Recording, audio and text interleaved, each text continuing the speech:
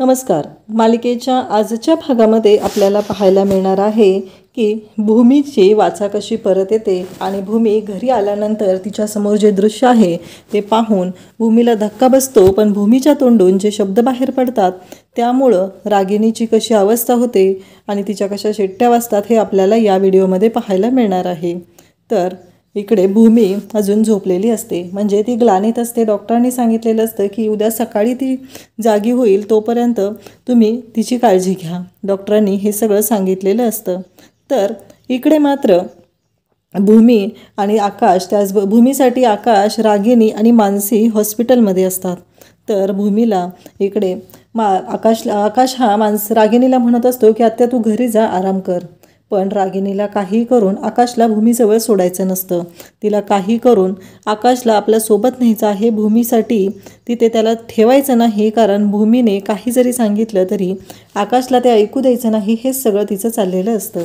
त्याचबरोबर इकडे आकाश म्हणत असतो की वारंवार भूमी मला काहीतरी सांगण्याचा प्रयत्न करते आणि ते जे नोटपॅड असतं तो दाखवत असतो. एकावर लिहिलेलं असतं आकाश, आत्या आणि दुसऱ्यावरती लिहिलेलं असतं बोट ब्लास्ट. हे सगळं जेव्हा आकाश रागिनीला दाखवत असतो तेव्हा रागिनी म्हणते की अरे आकाश, तुला माहिती आहे ना, आपण दोघं भूमीच्या जास्त क्लोज आहोत, म्हणून तिला आपल्या दोघांना ही गोष्ट सांगायची, म्हणून तिनं लिहिलंय आकाश आणि आत्या आणि त्याचबरोबर बोट ब्लास्ट. तू नको ना विचार करू, सध्या आता आपल्यासाठी भूमीची तब्येत चांगली होती हे गरजेचं आहे. मग तू हा विषय सोडून दे बरं आकाश. असं म्हणत रागिनी आकाशलाच गुंडाळत असते. त्याला म्हणत असते की जाऊ दे, सोड हा विषय आणि तू घरी जा, तू आराम कर. पण इकडे आकाश म्हणत असतो की नाही आत्या, तू पण घरी जा, मी थांबतो इथं भूमीजवळ. त्यावेळेस रागिनी म्हणते की अरे तू घरी जाणं गरजेचं आहे, आईचा आत्ताच फोन आलेला, यावेळेस बाप्पा आणायचा आहे ना, तर तुलाच आणावं लागेल मूर्ती, कारण उद्या सकाळी परत गोंधळ होईल ना, असं रागिनी सांगते. तेव्हा मानसी म्हणते तुम्ही दोघंही घरी जा, आराम करा, मी थांबेल इथं. इकडे आपल्याला पाहायला मिळतं अभिजित आणि पौर्णिमा बोलत असतात. तर इकडे मानसी त्याचबरोबर आकाश इकडे घरी यायला निघालेला असतो आणि त्याचवेळी तांडेलची बायको ही आता गेटच्या तिथं आलेली असते आणि ती म्हणत असते की मी सगळं जाऊन हे आता सांगणार आहे त्या आकाशच्या बायकोला, तिला कळलं पाहिजे की नक्की काय झालेलं आहे ते.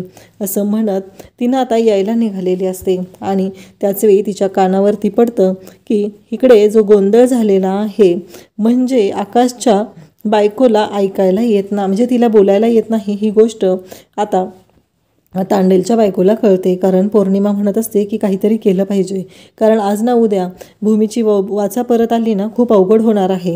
हे सगळं ती बोलत असते आणि हे सगळं तांडेलच्या बायकोने ऐकलेलं असतं. तेव्हा ती म्हणत असते नाही, मला आता काहीतरी मोठं केलं पाहिजे, तरच हे सगळं मला त्या भूमीच्या नवऱ्याला म्हणजे आकाशला सांगितलं पाहिजे की ही रागिनी काय आहे. हे सगळं तांडेलची बायको बोलत असते आणि त्याचवेळी आपल्याला पाहायला मिळतं की हे आता ते दोघंजण तिथून निघून जातात. तांडेलची बायको तिथंच उभी असते आणि तिने ठरवलेलं असतं काही करून हे सगळं आता मला भूमीच्या नवऱ्याला सांगितलं पाहिजे. इकडे रागिनी आणि आकाश बाप्पाची मूर्ती आणण्यासाठी गेलेले असतात आणि वाजत गाजत महाजनांचा गणपती घरी येत असतो आणि इकडे तांडेलची बायको तिथेच एका टेम्पोच्या आड लपून असते आणि तिने इकडे आकाशला सगळं सांगण्यासाठी जात असते, पण तिला समोर रागिनी दिसते. तेव्हा रागिनी ही बघते आणि रागिनी इकडे अभिजितला खुणवते. तांडेलची बायको तिथे लपून असते. ती म्हणते की ठीक आहे, आज काही करून मला ही गोष्ट सगळी सांगायची आहे आणि काहीही झालं तरी तांडेलच्या बायकोने ठरवलेलंच असतं की आज मला हे काही करून आकाशला सांगायचंच आहे. आणि नेमकं बाप्पाचं आगमन होत असतं. बाप्पाला घेऊन आकाश येत असतो आणि इकडे देवाच्या समोर पण ह्या रागिणीला लाज वाटत नसते. हिची घाणेरडी कृत्य सुरू असतात. देवाच्या दारात तरी माणसाने निर्मळ असावं, पण ही रागिणी मात्र अजिबात निर्मळ राहत नाही. तिचं कारस्थान हे सुरूच असतं. त्यानंतर आपल्याला पाहायला मिळतं की ती पाहते आणि तिने एक कागद घेते. तांडेलची बायको कागद घेते आणि त्या कागदात लिहिते की बोट ब्लास्ट करणारी व्यक्ती रागिनी पटवर्धन आहे.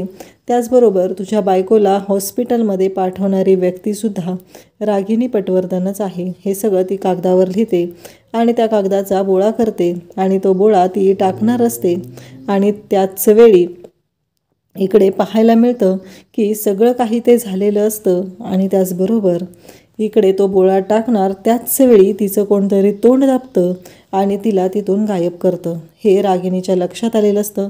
म्हणजे आता तांडेलची बायको तिथून गायब झालेली आहे. ही गोष्ट रागिणीसाठी खूपच आनंदाची असते. आणि मग आकाश आणि रागिणी दोघंही बाप्पाला घेऊन पुढे येत असतात. आणि त्याचवेळी आकाशच्या लक्षात येतं इथून कोणीतरी आपल्याला बोलवण्याचा प्रयत्न करत होतं. म्हणून आकाश तिथे त्या गाडीच्या तिथे पाहू लागतो. पण त्याला तिथे कोणीच दिसत नाही. त्याला खूप मोठा धक्का बसतो की इथं कोणीतरी होतं ना, मग आत्ता ती व्यक्ती कुठे गेलेली आहे हा प्रश्न आकाशला पडलेला असतो. रागिणी आकाशला म्हणते की चल आकाश. रागिणीने आता पुन्हा एक मोठं जाळं टाकलेलं असतं आणि त्यामध्ये आकाश पुन्हा अडकलेला असतो. आधी पण तिने औषधाचे डोस देऊन आकाशला आपल्या बाजूने केलेलं होतं. काही झालं तरी आकाश फक्त आत्या करायचा आणि आत्ताही तेच होऊ लागलेलं असतं. तर इकडे अभिजितने तांडेलच्या बायकोला गुंडांकरवी गायब केलेलं असतं आणि त्या टेम्पोमध्ये त्याने लपवलेलं असतं. आणि तो म्हणत असतो तुला काय वाटलं माझं तुझ्यावरती लक्ष नाही आहे, तू आकाशला जाऊन सगळं सांगशील. आता तुझी वेळ आली विसर्जन करायची, तुलाही तुझ्या नवऱ्याकडे पाठवण्याची. एवढं लक्षात असू दे. तू एवढी फडफड करायला लागलेली आहेस ना, तुला वाटलं काय तुला मला कळणार नाही. जेव्हा तू आमच्या बंगल्याच्या बाहेर उभी होतीस ना, तेव्हाच मी गाडीच्या आरशातून तुला पाहिलं होतं. हे सगळं ऐकल्यानंतर तांडेलच्या बायकोला धक्का बसतो. आणि मग अभि इकडे त्याचे जे गुंड आहेत त्यांना सांगतो की घेऊन जा रे, बाप्पाच्या विसर्जनाच्या आधी हिचं विसर्जन करून टाका. जाऊ दे, तिला तिच्या नवऱ्याकडे जाण्याची खूप हौस आहे, घेऊन जा तिला. मला वाटलं होतं ही गप्प बसेल, पण ही काही गप्प बसणारी नाही. असं म्हणत तो तांडेलच्या बायकोला घेऊन जायला सांगतो. इकडे आपल्याला पाहायला मिळतं की भूमी आता बाप्पाच्या पुढे हात जोडून त्याला म्हणत असते की बाप्पा प्लीज, काहीही झालं तरी मला बोलायचं आहे. मला रागिणीचं जे कारस्थान आहे ते सगळं आकाशला सांगायचं आहे. तू प्लीज माझी वाचा परत दे. मला मोरया म्हणायचं आहे, गणपती बाप्पा मोरया म्हणायचं आहे, प्लीज मला माझी वाचा परत दे असं म्हणत असते. आणि इकडे आकाशने त्याचा मित्र शौनक याला घरी आणलेलं असतं. आणि मग बाप्पाची मूर्ती घरी विराजमान होते. त्याचवेळी शौनक तिथं आलेला असतो. आणि मग आजी विचारते काय रे हे कोण. आकाश पण येतो आणि म्हणतो आत्या ओळखलं का, हा शौनक माझा मित्र. त्यावेळेस रागिणी म्हणते हा नाव ऐकल्यासारखं वाटतंय पण एवढं नाही. मग आकाश सांगू लागतो की हो, हा माझा बालपणीचा मित्र आहे आणि याची एक संस्था आहे, त्या संस्थेसाठी तो काम करत असतो. आणि अगदी त्याच्या आश्रमात जे मुलं आहेत ते अनाथ आहे त्यांच्यासाठी तो काम करत असतो. मग आजी पण ऐकू लागते. तर तो नक्की काय काम करतोय हा प्रश्न रागिणीलाही पडलेला असतो. मग रागिणी विचारते की नक्की काय म्हणायचं आहे आकाश तुला. तेव्हा मग इकडे आकाश सांगू लागतो की अगं आत्या, हा जो आहे ना हा खूपच जबरदस्त असं काम करत आहे. उद्याही त्याची संस्था एक काम करणार आहे आणि मग तो डोनेशन वगैरे गोळा करत असतो. तर मी ठरवलं की ह्यावेळेस आपण डोनेशन देऊया. भूमी पण बरी झालेली आहे, बाप्पाही आपल्याकडे येत आहेत. तर त्या आनंदाच्या ह्याच्यामध्ये मी ठरवलेलं आहे. मग उद्या शौनक सांगतो की उद्या एक आमच्या संस्थेने निर्णय घेतलेला आहे मातृपूजनाचा. जसं आपण बाप्पाचं पूजन करतो तसंच मातृपूजन करण्याचा निर्णय आम्ही घेतलेला आहे असं तो सांगत असतो. आणि त्याचवेळी इकडे तो सांगू लागतो की कसं आहे, आपल्यासाठी आपली आई ही सगळं करते आणि मग आपणही तेच केलं पाहिजे. मग उद्या तिची पूजा करून आपण तिला तो मान द्यायचा हा दिवस आम्ही ठरवलेला आहे. आणि सगळ्यांच्या तिथे हे मातृपूजन उद्या होणार आहे. आणि नेमकं इकडे रागिणीच्या हे सगळं पट्ट्यावर पडतं, कारण तिला तेच हवं असतं. आकाशकडून त्याच गोष्टी तिला करून घ्यायच्या असतात. आणि नेमकं आकाशच्या मित्रानेही हीच गोष्ट सांगितल्यामुळं आकाशही या गोष्टीसाठी तयार होतो. त्यानंतर आपल्याला पाहायला मिळतं की इकडे भूमी शांत पडून असते आणि तेवढ्यात तिला बोलायला येतं. तेव्हा ती म्हणते की मनू, आणि मानसीला धक्का बसतो. मानसी म्हणते भूमिताई. आणि मग मानसी इकडे बोलत असते, नर्स असते त्यांच्याशी बोलत असते, त्यांना सांगत असते खरंच माझी ताई जी आहे ना माझ्या आईसारखीच आहे. तिनं लहानपणापासून मला तसंच वाढवलेलं आहे. पण आज माझ्या ताईवर जी वेळ आलेली आहे त्यामुळं हे सगळं झालेलं आहे. पण काहीही झालं तरी मला माझ्या ताईने खूप काही दिलेलं आहे. मी आज जे आहे ते ताईमुळंच आहे आणि आज तुम्ही माझ्या ताईला वाचवलेलं आहे. आणि इकडे भूमीचा आवाज आलेला पाहून मानसीला खूप आनंद होतो. मानसी म्हणते की आता बाप्पाचं आगमन होणार आहे, आपल्याला लवकर डिस्चार्ज मिळणार आहे, आपण आता लवकरच घरी जायचं आहे. तेव्हा भूमी म्हणते आकाश. तेव्हा मानसी म्हणते की मी सगळ्यांना फोन करून सांगते, तुझं बोलायला यायला लागलेलं आहे. मानसीला खूप आनंद झालेला असतो. आणि इकडे पौर्णिमा मात्र पूर्ण तयारी करत असते. बाप्पाचं सगळं करायचं काम तिने ठरवलेलं असतं. आणि त्या गोष्टी ती करत असते, ते मनापासून ती करत असते, कारण लक्ष्मी हार बनवायला सांगितलेला आहे आणि तो लक्ष्मी हार तिला मिळणार.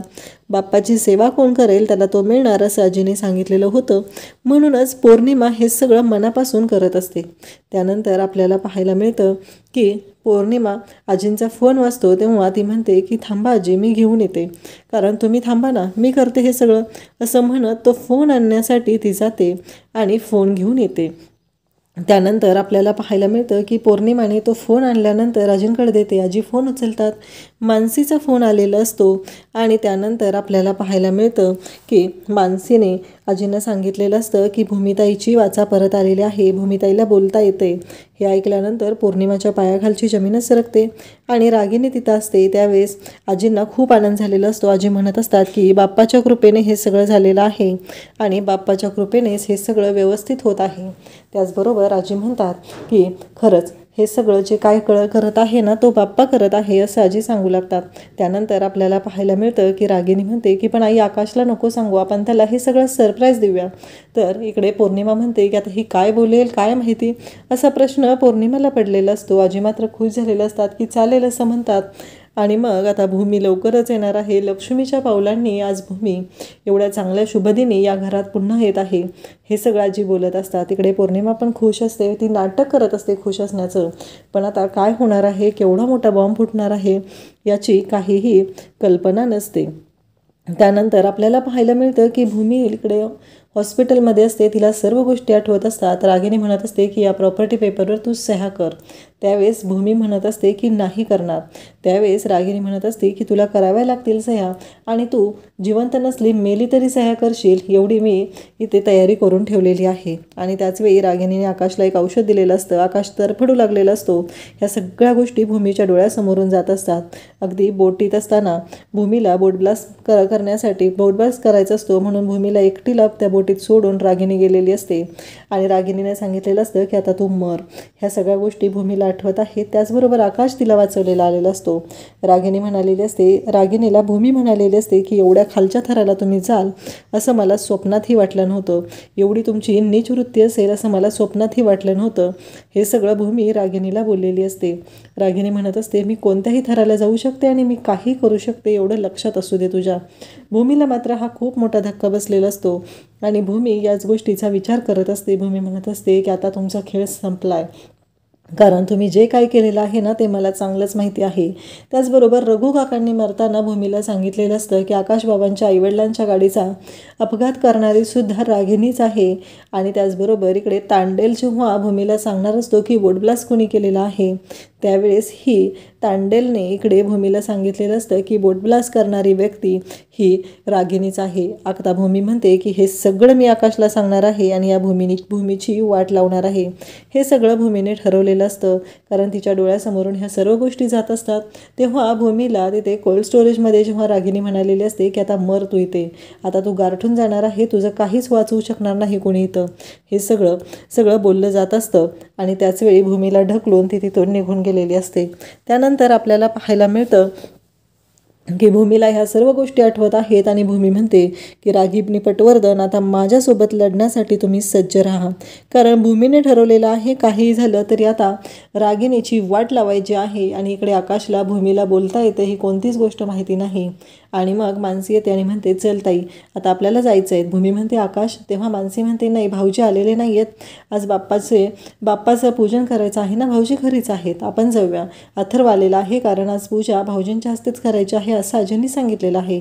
मग मानसी, अथर्व, अभि भूमीला घेऊन घरी येत आहेत. भूमी आता घरी जात आहे. भूमीच्या डोक्यात एकच आहे की आता रागिनी तू सज्ज राहा माझ्यासोबत लढण्यासाठी, आता गाठ माझ्याशी आहे, मी तुला सोडणार नाही, हे सगळं भूमीने ठरवलेलं आहे. भूमी हे सगळं मनापासून बोलत आहे, पण तरीही भूमीला असं वाटत असतं की काहीही झालं तरी हे जे काय होत आहे ना ते सगळं आता थांबवलंच पाहिजे. भूमी येते, दारात उभी असते आणि समोर पाहते तर भूमीला धक्का बसतो, कारण आकाश हा मातृपूजन करत असतो आणि तो रागिनीची पूजा करत असतो. रागिनीचे पाय धुत असतो, अगदी पंचामृताने रागिनीचे पाय धुत आहे. त्यानंतर रागिनीचं औक्षण करत आहे. आकाशला माहितीही नाही की इथं भूमी आलेली आहे. भूमी दारात उभी आहे आणि त्यानंतर आकाशचं लक्ष भूमीकडे जातं. भूमी जेव्हा हे सगळं पाहते तेव्हा तिला धक्का बसतो आणि भूमी आकाशला विचारते. तेव्हा आकाश धावत येऊन भूमीला मिठी मारतो आणि मग इकडे आकाश म्हणतो की गणपती बाप्पा, आणि त्याच वेळी सगळेजण शांत राहतात आणि भूमी एकटी म्हणते मोरया. त्यावेळेस आकाश म्हणतो की आजी, बघितलंस का, भूमीची वाचा परत आलेली आहे, भूमी बोलायला लागलेली आहे.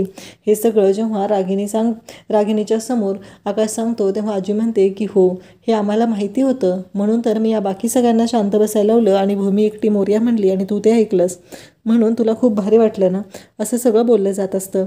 भूमी हे सगळं पाहते तेव्हा तिला धक्का बसलेला आहे. रागिणीने नवीन चाल खेळलेली आहे, ही गोष्ट भूमीच्या तर लक्षात आलेली आहे. परंतु रागिणीची कशी वाट लावायची याची तयारी आता भूमी करत आहे. भूमी म्हणते की मी लक्ष्मीच्या पावलांनी या घरात प्रवेश करत आहे, पण भूमीकडे आता 100 हत्तीचं बळ आलेलं आहे आणि ती रागिणीची वाट नक्कीच लावणार.